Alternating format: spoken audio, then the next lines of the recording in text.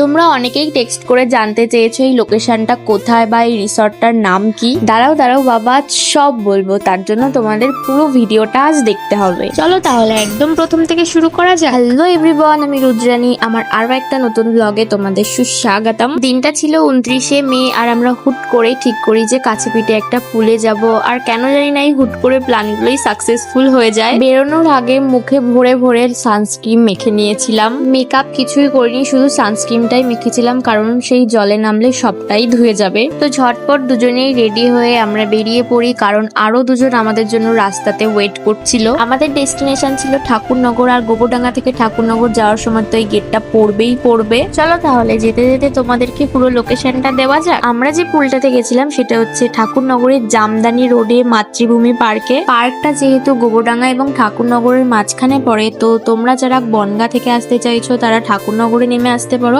এবং যারা অশোকনগর এবং হাবড়ার দিক থেকে আসতে চাইছো তারা গোবরডাঙ্গাতে নেমেও সহজে আসতে পারো। আমি যেহেতু গোবরডাঙ্গাতে ছিলাম তাই আমার যেতে মাত্র 10 মিনিট লেগেছিল। যাওয়ার সময় জামদানি রোডের একটা ক্যাফেতে আমরা দাঁড়াই চা খেতে। ওখান থেকে বেরিয়ে সোজা আমরা চলে যাই পার্কের সামনে। আর দেখো, পার্কটা একদমই পুরো রাস্তার পাশে। এটা শুধু পার্ক না, পার্ক প্লাস হোমস্টে। আর এই পার্কটা অনেকদিন আগে হয়েছে, কিন্তু আমরা এই প্রথম গেছিলাম। বেশি দেরি না করেই টিকিট কেটে সোজা চলে যাই ভেতরে। আমরা যেহেতু পুলে নামবো তাই পার পার্সন টিকিট নিয়েছিল 100 টাকা, আর এন্ট্রি ফি নিয়েছিল 30 টাকা। মাত্র 130 টাকা এত সুন্দর পরিবেশ সাথে পুলে নামার সুযোগ, এটা শুধুমাত্র তোমরা ঠাকুরনগরের মাতৃভূমি পার্কেই পাবে। ঢুকেই তো ঝট করে ড্রেসটা চেঞ্জ করে বেরিয়ে পড়ি চারিপাশটা ঘুরতে। আর পাশেই ছিল এরকম একটা সুন্দর নৌকা, আর সেখানে উঠে আমি কিছু ফটো ভিডিওস তুলছিলাম। তোমরা যদি তোমাদের প্রিয়জন বা বন্ধু বান্ধব বা ফ্যামিলিকে নিয়ে এখানে এসে একদিন স্টে করতে যাও, তার জন্য তোমরা এই ধরনের রুমগুলো পেয়ে যাবে। আর এই জায়গাটা দেখো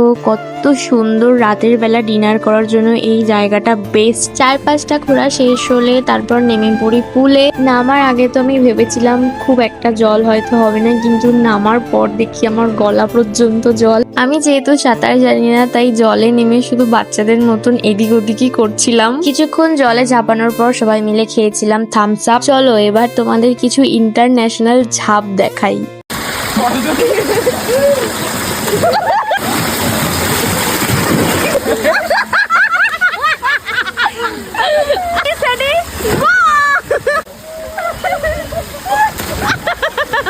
তো আমরা তো এইভাবেই মজা করেছিলাম। আর লাস্টে আমি কিছু ভিডিও করে চলে যাই ড্রেস চেঞ্জ করতে। ড্রেস চেঞ্জ তো করে নিয়েছিলাম, কিন্তু ভেজা জামা কাপড়গুলোকে এইভাবে পোটলা বেঁধে বাড়িতে নিয়ে এসেছিলাম, কারণ আমার কাছে কোনো প্লাস্টিক ছিল না। আজকের মতন ব্লগটা এখানেই শেষ করছি। ভালো লেগে থাকলে অবশ্যই লাইক, কমেন্ট, শেয়ার করে দিও।